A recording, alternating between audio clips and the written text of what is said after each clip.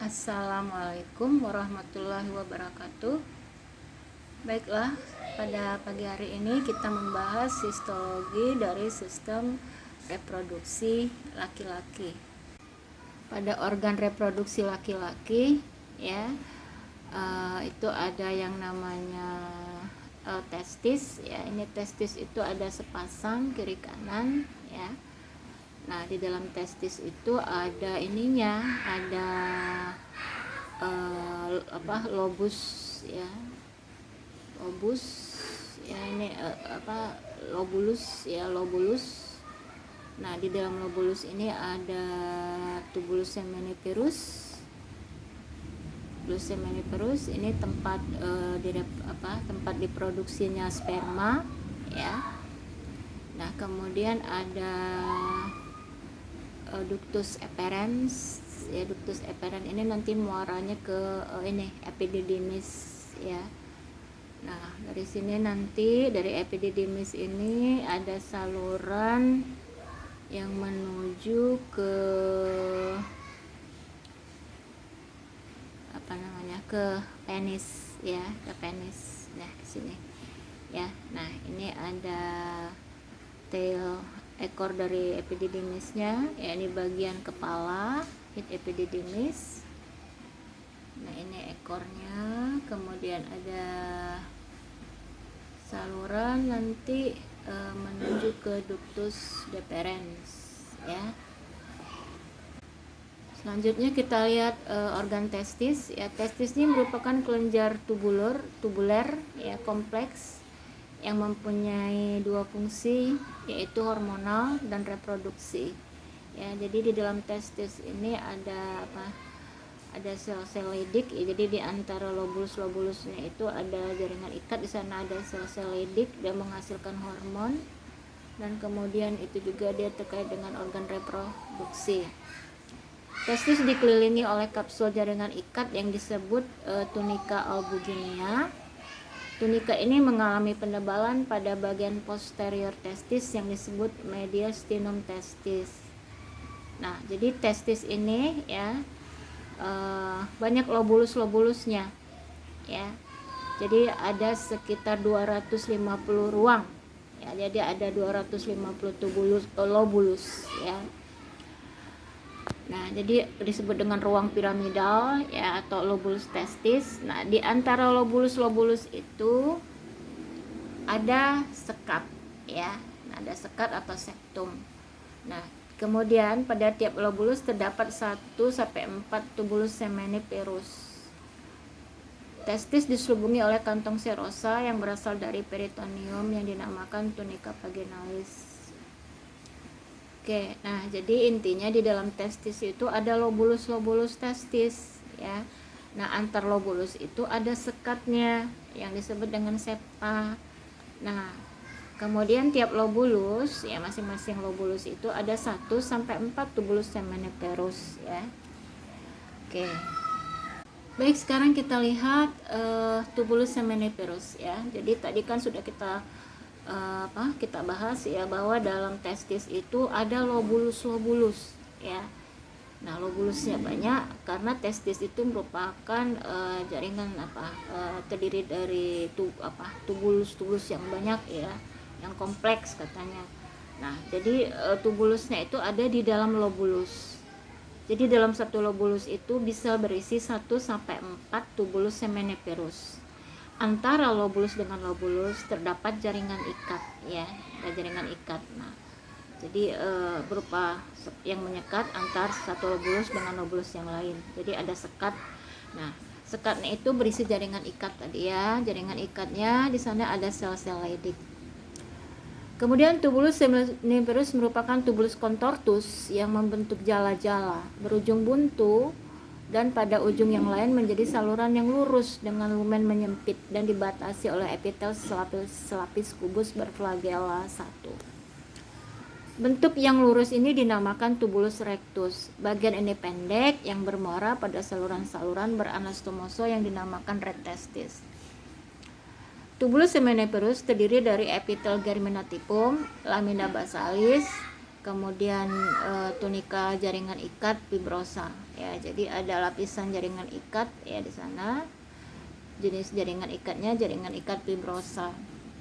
Nah, pada tubulus seminiferus itu ya, ini kan tempat diproduksinya sperma ya. Nah, di sana itu epitelnya itu ada dua jenis, ada sel Sertoli dan sel-sel spermatogenik ya. Jadi ada 4 lapis katanya. Nah, urutan sel-sel dari lapisan yang paling dasar hingga mendekati lumen ya. Jadi tubulus itu kan kayak pipa ya.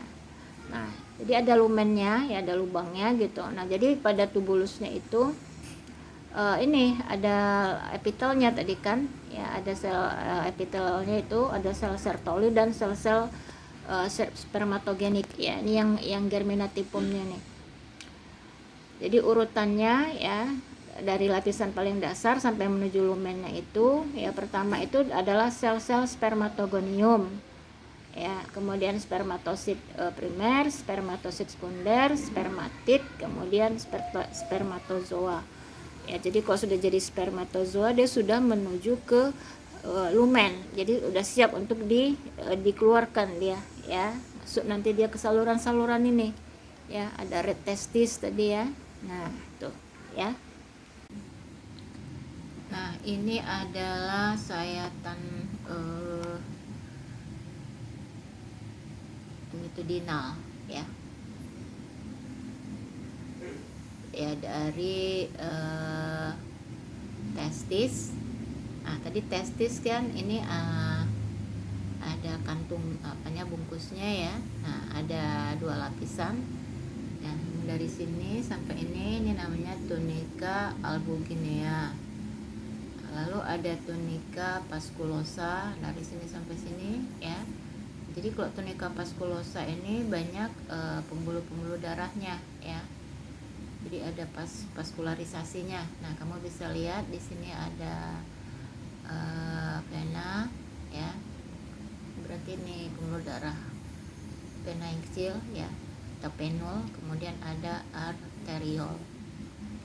Nah, lalu di sini ada nih yang jelas sekali ya, ini ada sekat.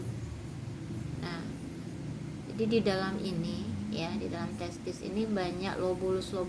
Nah, satu lobulus itu berisi 1 atau 4 sampai 4 tubulus seminiferus. Nah, ini tubulus seminiferus ini ya, nih.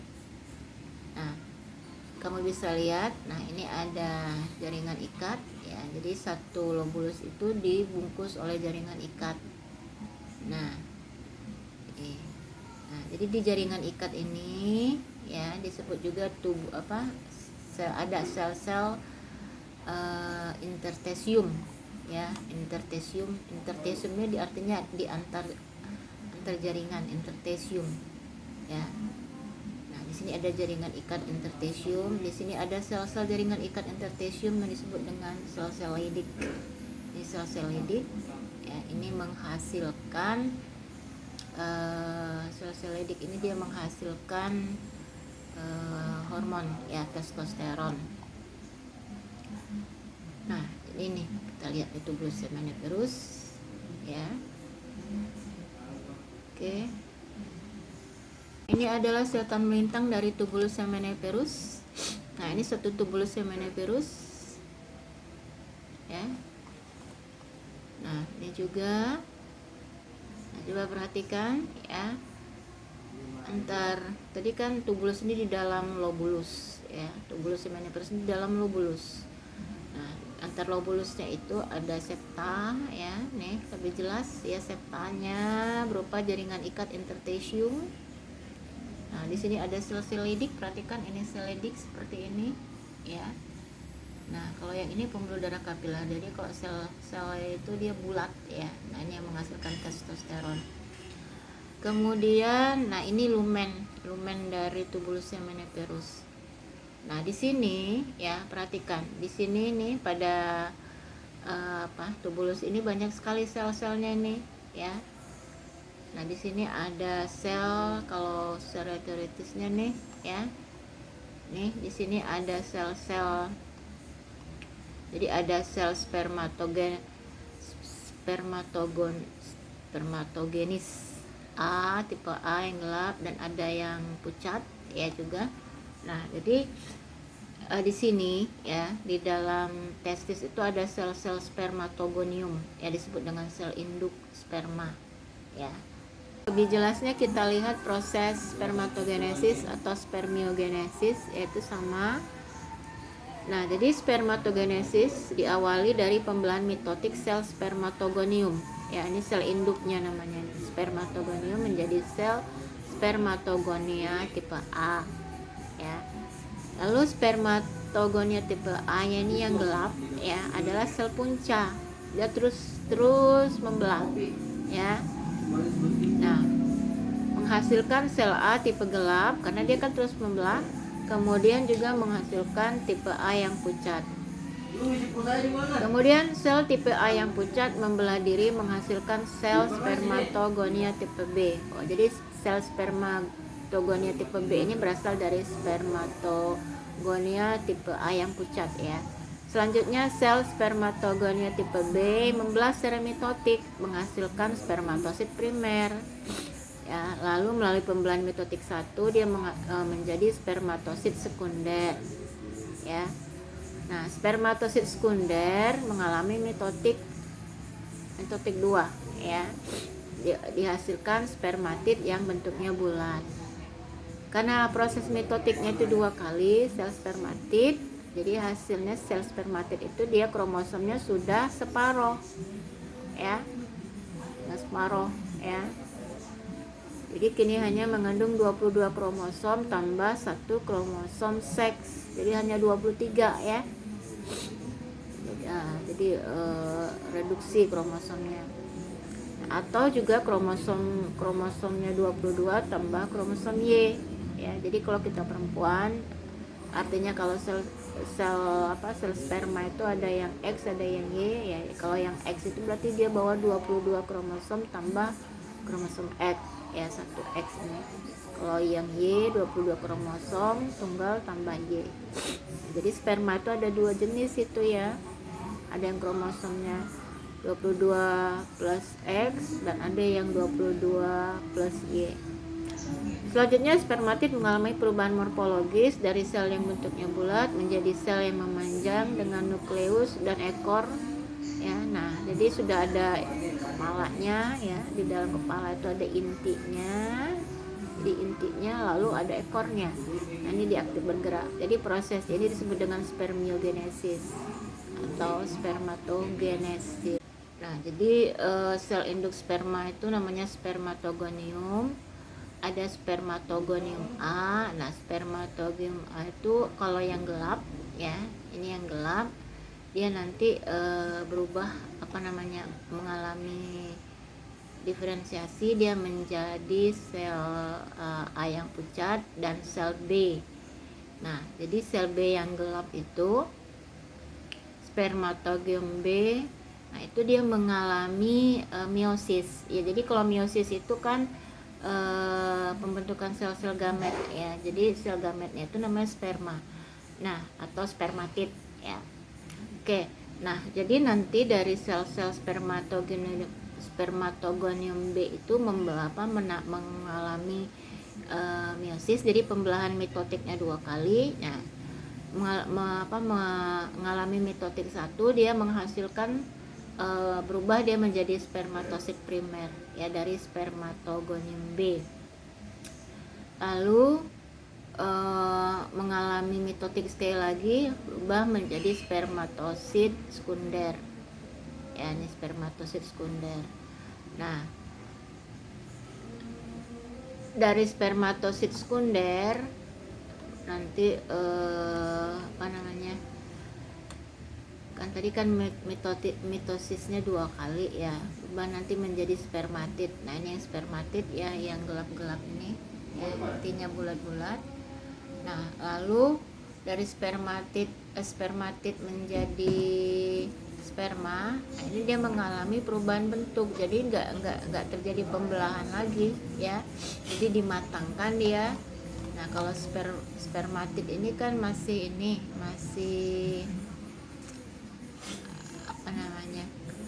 sudah kalau spermatid yang bulat-bulat ya. Nah, kemudian dia menjadi bentuk morfologinya berubah menjadi langsing, ya kepalanya lebih kecil, kemudian berekor. Nah ini udah menjadi sperma. Nah ini aktif dia, ya bergerak aktif.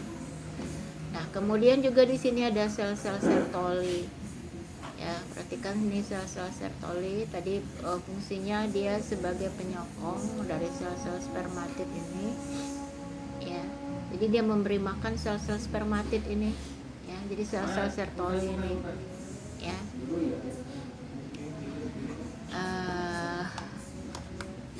Apa tadi fungsi sel-sel Sertoli, ya? Nih, ya, memberi nutrisi, ya, sel-sel spermatogenik yang sedang berkembang. Kemudian dia ini untuk apa namanya? Tadi kan spermatid itu kan selnya bulat-bulat, ya. Nah, kemudian dia mengalami perubahan morfologi menjadi lebih langsing. Nah, ini itu kerjaan sel Sertoli juga, ya. Jadi dia memfagositosis. Apa yang difagositosisnya? Ya, kelebihan sitoplasma pada spermatid. Nah, jadi dia membantu proses spermiogenesis. Kemudian juga selain itu dia berfungsi sebagai sekresi, yaitu mensekresi sekret untuk pengangkutan spermatozoa. Nah, ini dia proses spermiogenesisnya, ya, dimulai dari spermatogonia A yang gelap, ya. Jadi dia berdiferensiasi menjadi tipe A yang pucat. Nah, kemudian nanti dari sini ada spermatogonium ini, ada yang A, ada yang B, ya. Yang B ini yang mengalami spermiogenesis, ya, yang menghasilkan sel-sel sperma.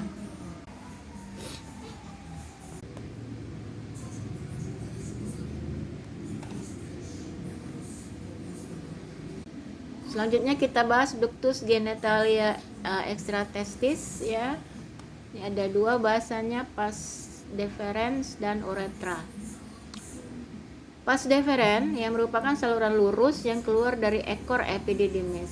Saluran ini berdinding tebal, terdiri dari lapisan mukosa yang tipis, ya, mukosanya tipis. Nah, kemudian ada muscularis yang tebal dan dikelilingi oleh lapisan adventitia. Epitelnya, ya, epitel berlapis semu kolumnar dengan sterosilia. Sel kolumnernya lebih pendek dibandingkan sel kolumner epididymis. Nah, lapisan ototnya terdiri dari lapisan otot polos yang tipis dengan susunan longitudinal. Ya, jadi otot longitudinal di bagian dalam dan bagian luar dan tengahnya merupakan lapisan otot yang tebal dengan susunan sirkular. Lapisan mukosa pada pars deferens, ya, membentuk fili-fili sederhana. Tetapi pada bagian ampula, pars deferens melebar dan terdapat fili-fili yang membentuk kripta-kripta yang bercabang sehingga lumennya semakin membesar. Bagian yang membentuk kripta-kripta itu merupakan kelenjar yang menghasilkan sekret yang penting untuk kehidupan spermatozoa. Ya, di bagian yang